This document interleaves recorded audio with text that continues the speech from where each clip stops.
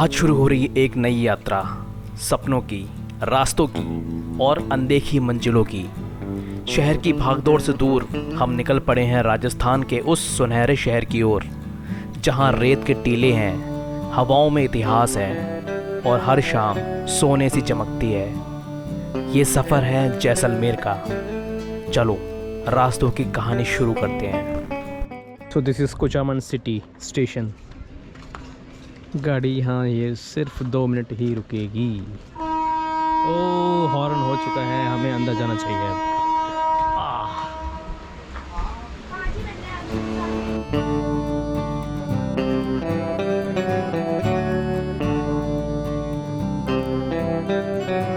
तो भैया जी हम आ चुके हैं जैसलमेर रेलवे स्टेशन।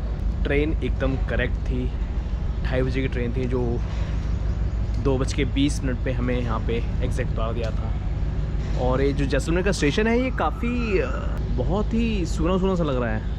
एक रीज़न ये भी हो सकता है कि अभी ये कंस्ट्रक्ट हो ही रहा है। उधर देखो सारा कंस्ट्रक्शन चल रहा है। यहाँ आने के बाद फिर मैंने 3 घंटे यहाँ बिताए, आराम से सोया, मस्त मच्छरों के साथ पकड़म पकड़ाई खेली और अभी जस्ट फ्रेश होके अभी हम निकलते हैं बाहर। बहुत ही सूना सूना सा रेलवे स्टेशन है ये जैसलमेर का। स्टेशन पहुंचकर ही मुझे वो जैसलमेर की मिट्टी की खुशबू आने लगी थी। स्टेशन पर साफ सफाई और वहां की वाइब देख के मेरी मॉर्निंग पहले से ही गुड हो चुकी थी।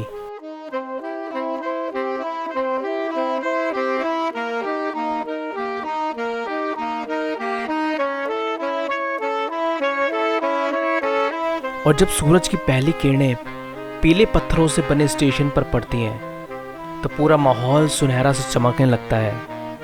शायद इसीलिए तो इस नगरी को सुनहरी नगरी के नाम से जाना जाता है। अभी लगता है ये बन ही रहा है, इसका सौंदर्यीकरण चल ही रहा है। बाय द वे सुबह के बज रहे हैं 6:30 और मैं जैसलमेर रेलवे स्टेशन से बाहर आ चुका हूँ। अभी इतने सुबह तो कुछ खुला नहीं है, तो मैंने सोचा कि क्यों ना पास की कोई फेमस जगह पे चला जाए। तो जब मैंने लोकल से पूछा तो उन्होंने बोला यहाँ पे एक गडीसर लेक है, बहुत ही खूबसूरत। तो मैं यहाँ पे आ गया। साफ पानी है।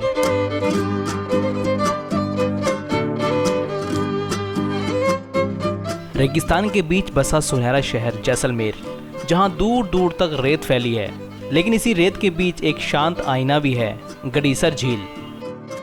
कहते हैं 14वीं सदी में इसे रावल गढ़सी सिंह ने बनवाया था ताकि इस प्यासे शहर को पानी मिल सके। उस समय यह झील सिर्फ खूबसूरती नहीं, पूरे शहर की जिंदगी थी।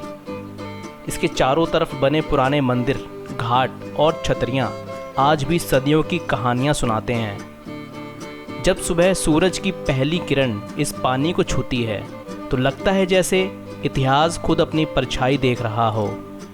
सुबह और शाम के समय यहाँ का माहौल सबसे ज़्यादा शांत और फोटोजेनिक होता है।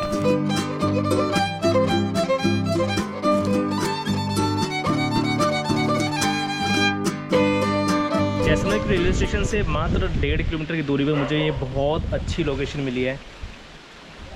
मैंने कभी एक्सपेक्ट नहीं की थी ये इतनी अच्छी लोकेशन मुझे इतनी सुबह सुबह मिल जाएगी। बहुत ही सुकून तो है ही और ठंडी ठंडी हवा चल रही है, ताजगी का एहसास है। और ये लेक बहुत ही गहरी है जिसमें से एक मछलियाँ कूद कूद के अभी आ रही हैं बाहर। यहाँ पे कहीं बस मुझे चाय और मट्ठी मिल जाए तो मेरे आज के दिन की शुरुआत अच्छी हुई है।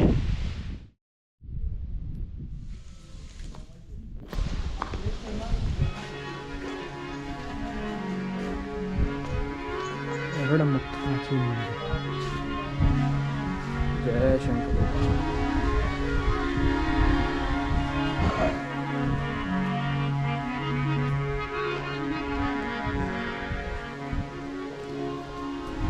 सुबह सुबह का वक्त, मंदिर के दर्शन और बहुत ही सुरीली आवाज़ में गाते हुए अंकल।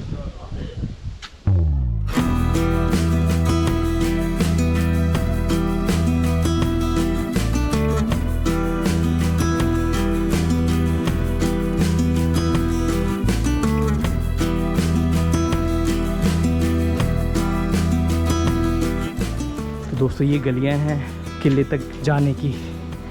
बेसिकली किले के अंदर जाने की, और मेरा जो होम स्टे है वो किले के अंदर ही है।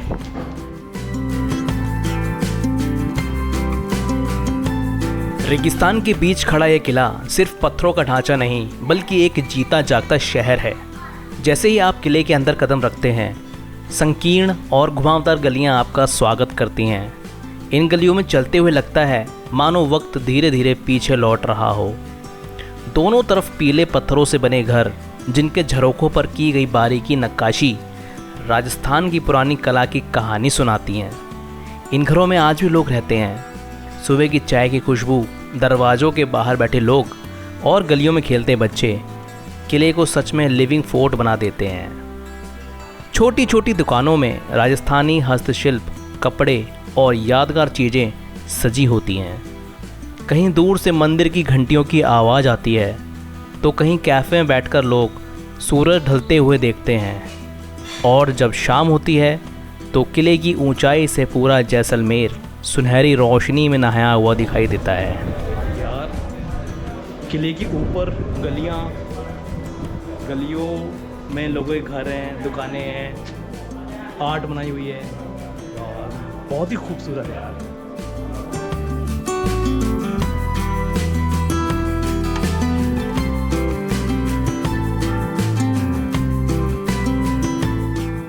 So this is the hostel where I am staying right now. The name is Hostel Peace and Love Homestay. तो ये मैंने हॉस्टल बुक किया था ऑनलाइन, सारी फॉर्मेलिटी हो गई है। भैया उधर बात कर रहे हैं अभी।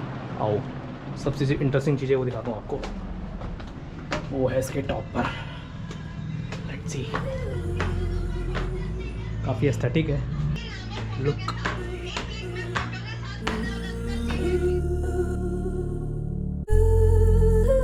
और यहाँ से दिखेगा आपको पूरा Jaisalmer. Look at the view.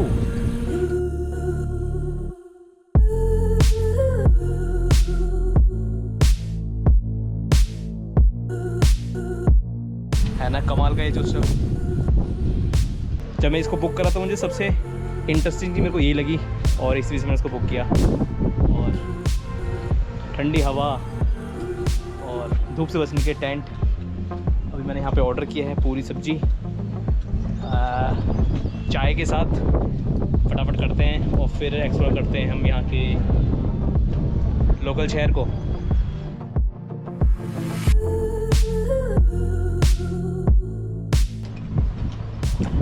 Jaisalmer के जो खड़े मसाले पड़े हुए हैं ना, जैसे सब्जी का टेस्ट जो है वो बिल्कुल डिफरेंट है।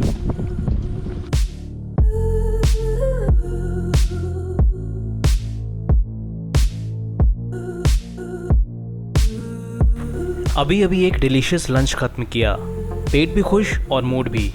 फिर क्या था, स्कूटी उठाई और निकल पड़ा एक छोटे से सफ़र पर। और यकीन मानो, सफ़र का मज़ा ही कुछ और होता है जब मंजिल सुनहरी रेत हो।